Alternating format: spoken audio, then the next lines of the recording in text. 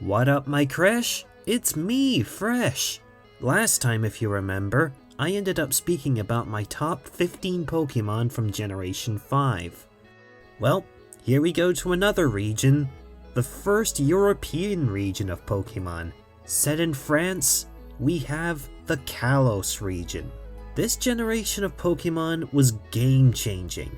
Not only were we introduced to Ash's biggest crush, Serena, we were also introduced to fairy types and the incredibly powerful Mega Evolutions. A whole new way to battle.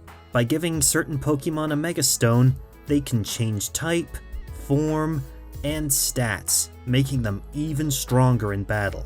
As of this moment, there have been 48 different Mega Evolutions for us to enjoy.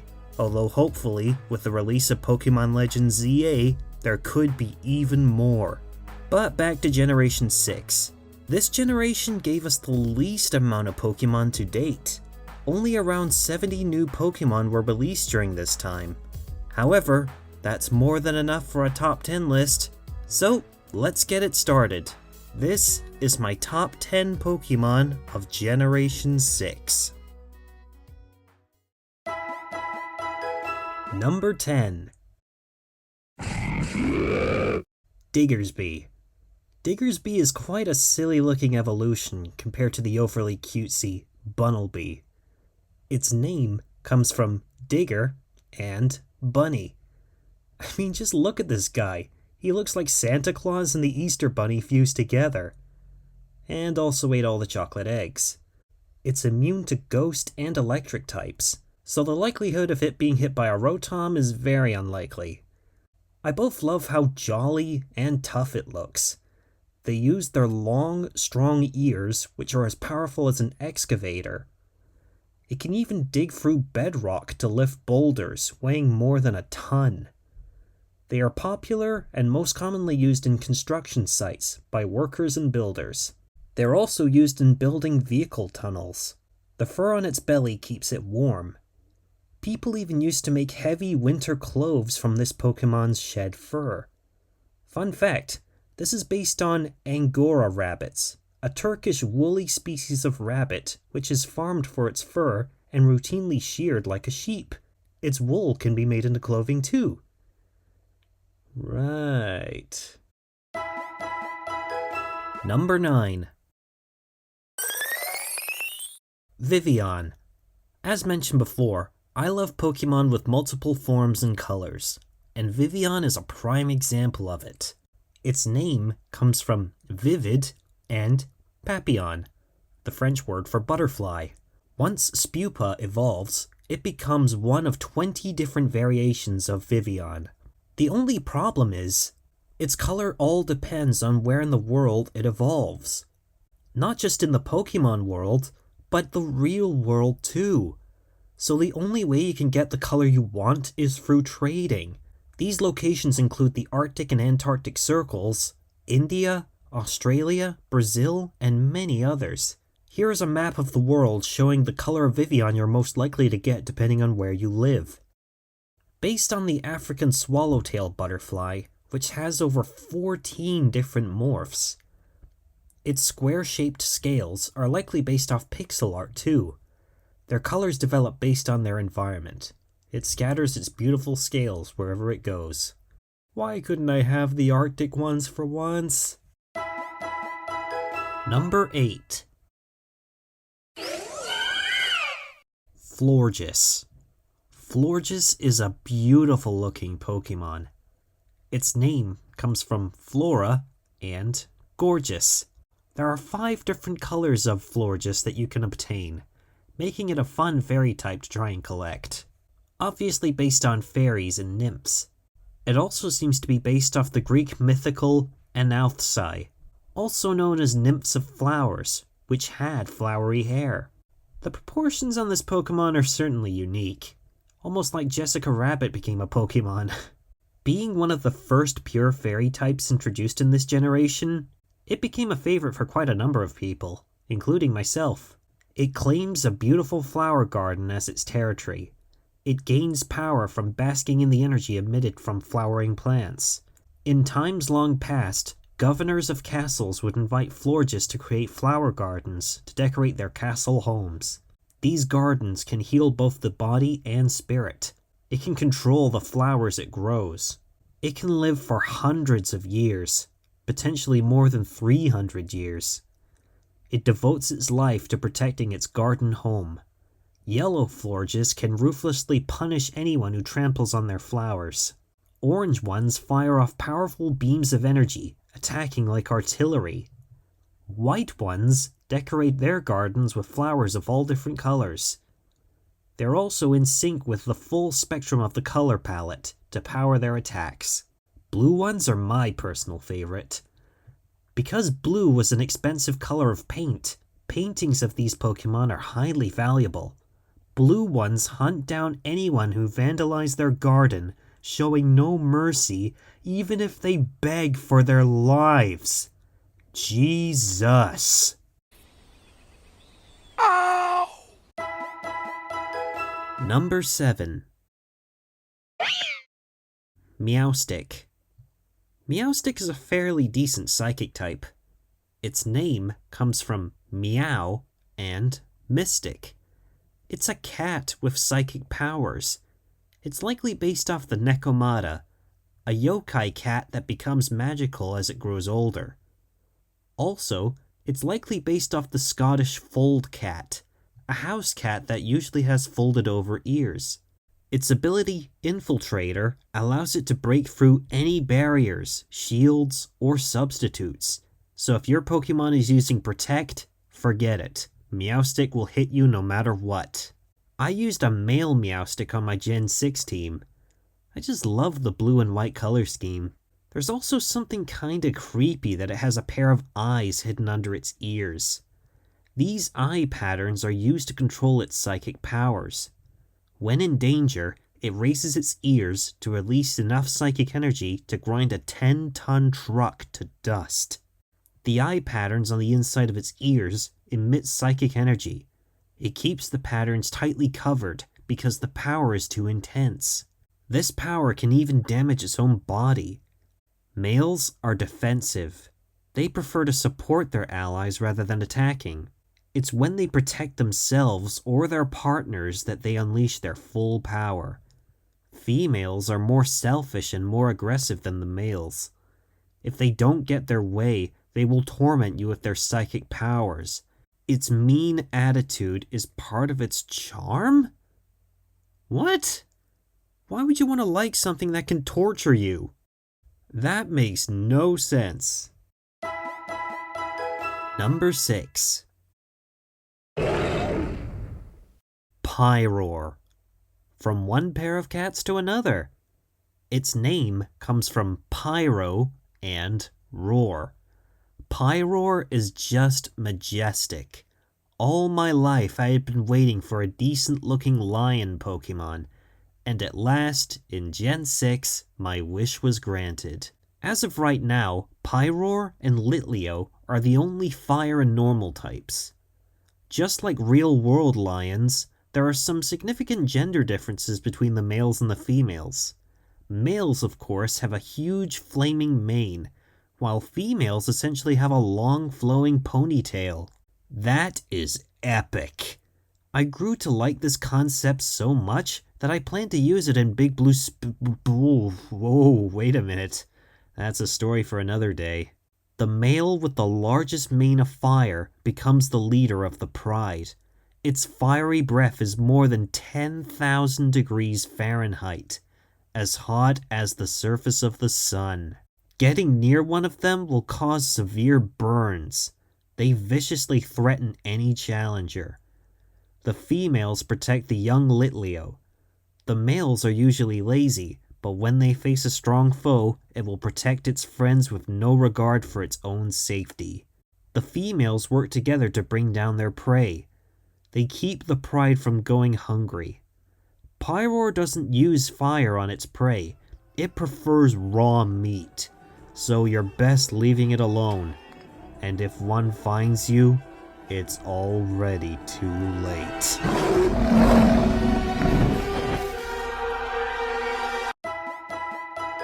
Number 5. Tyrantrum. Now this is what I call a fossil Pokemon. Its name comes from tyrant and tantrum. It's about time we had ourselves an extinct T-Rex as a fossil Pokemon. A modern-looking T-Rex as a fossil Pokemon. Sure, we've had dinosaur fossil Pokemon before, but none of them really stood out. So imagine my reaction when I saw this T-Rex in Pokemon form showing up. Look at him! It's like he's straight out of Dinosaur King. Not only does it look incredible, but its rock dragon type helped it stand out from other fossil Pokemon at the time. However, as cool as it looks, its typing means that it technically has 6 weaknesses. Yikes. But despite all that, the young dinosaur fan in me definitely approved of Tyrantrum, and that's why I used it on my Gen 6 team. Thanks to its huge jaws, which could shred thick metal plates as if they were paper. It was invincible during its time, so it behaved like a king. Complete restoration of its fossils are impossible, allowing room for theories that its whole body was once covered in feathers. Okay, number 1. Does this mean that all fossil Pokemon aren't fully restored either? That would explain why most of them are all rock types. And number 2, based on the theory that the T-Rex also may have had feathers? Nice detail there. Its jaws can easily crush a car. Hey, wait a minute. I think I've heard that from somewhere before. Number 4. Pangoro. Move over, Spinda. We have a new, better panda Pokemon now. Its name comes from panda and Gorotsuki, the Japanese word for rogue. Being a dark fighting type, Pangoro is a pretty cool Pokemon. It's a literal Kung Fu panda. I used one on my Gen 6 team. This guy looks like the old, wise mentor of a martial arts hero story. He sorta has this look which says, "I don't care if I hurt you, keep your voice down." Although it has a violent temperament, it won't put up with bullying. So if you have bullies at your school, just catch one of these and you'll be fine. It uses the leaf in its mouth to sense the movements of its foes. It charges and bashes its opponents, uncaring about any damage it may take. Its arms are strong enough to snap a telephone pole and send a dump truck flying, turning it to scrap. Those who wish to become Pangoro's trainer have no choice but to fight it fist to fist. Oh gosh. So, getting one of these guys on your side might be harder than you think. It's eager to fight, but it's kind-hearted towards its companions. Many trainers are smitten by its character. It doesn't talk much as it fights. It has a short temper, and it uses its strength to get its way. It has become rivals with Obstagoon. Well, everyone's gotta have an archenemy. Number 3. Barbaracle. This guy is so big and freaky, but I love it. Its name comes from barbaric and barnacle. You might think that it's got one weirdly shaped head, but you'd be surprised. Its head is actually just another one of its hands. Jeez, you thought it was freaky before? Whew. Based on goose barnacles, it's a collection of individuals who have joined together to form one single superorganism. This is also reflected in Barbaracle, how in every head joins to the rocks to form different body parts. When Binacle evolve, the two of them multiply into 7. They fight with 7 times their original power. Its legs and arms have minds of their own, and they will move independently to ensure its foes are defeated. Despite this, they usually follow the core head's orders. Having an eye on every single palm allows it to keep watch in all directions. So wait a minute. Even the legs have an eye on their souls? Oh god, I can't imagine the pain they go through. Every single step is an eyeful of grit and pain. Oh, just keep your eyes closed, Barbaracle, please. Save yourself the pain. Number 2.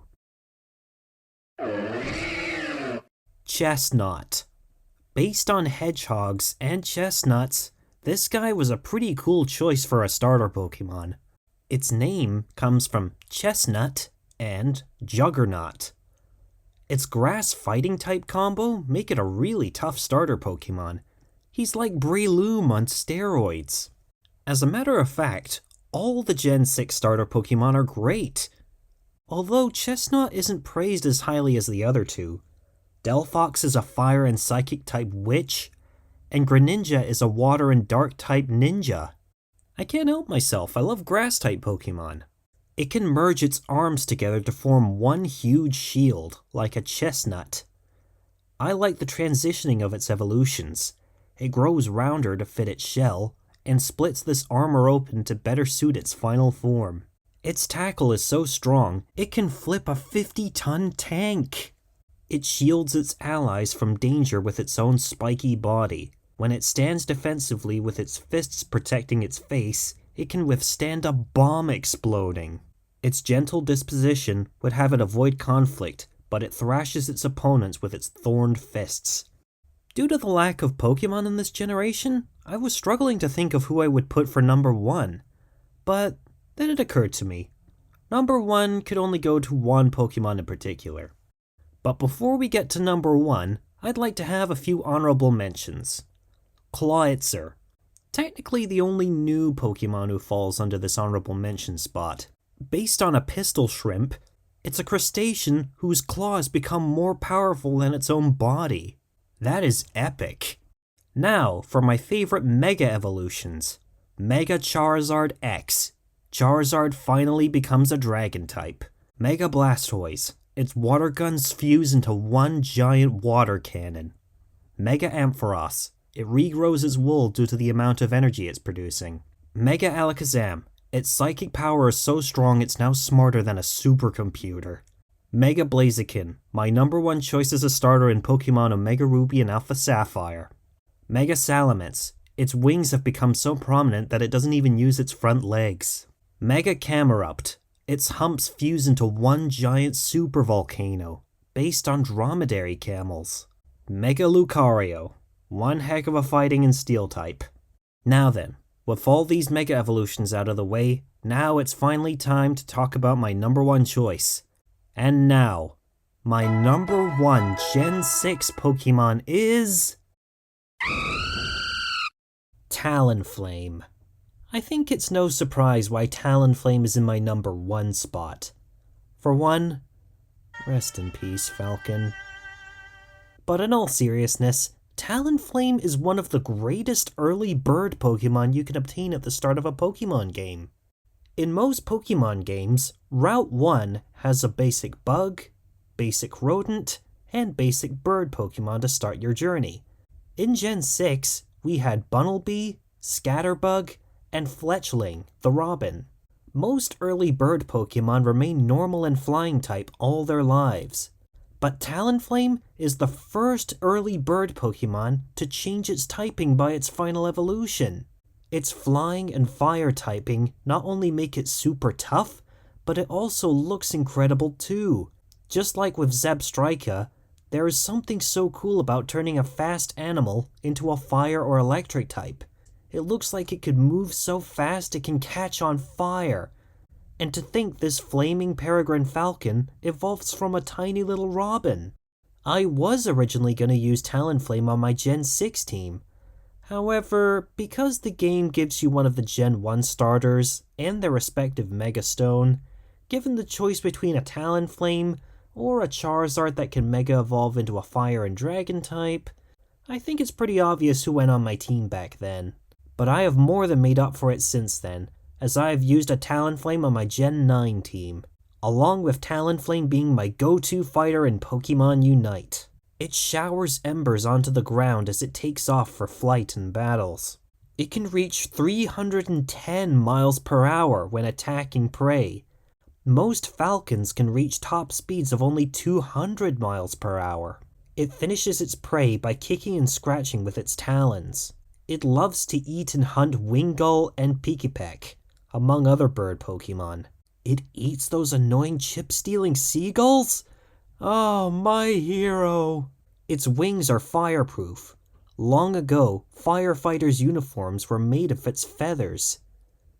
Creative, but that would be one of the dumbest looks ever. It can carry prey weighing over 220 pounds. What? That means it would fly around holding a full-grown panda in its claws. That is ridiculous. But despite all that, Talonflame is great. It's strong, fast, heroic, iconic, useful, and better yet, convenient. And for that reason alone, that is why I consider Talonflame as my number 1 Gen 6 Pokemon. Well folks, there you have it. My top 10 Pokemon of Generation 6. Join me next time where I dive into Generation 7, one of my all-time favorite Pokemon generations. Some of the most amazing Pokemon of all time made their debut in this generation. So, until next time, stay fresh and thank you for watching.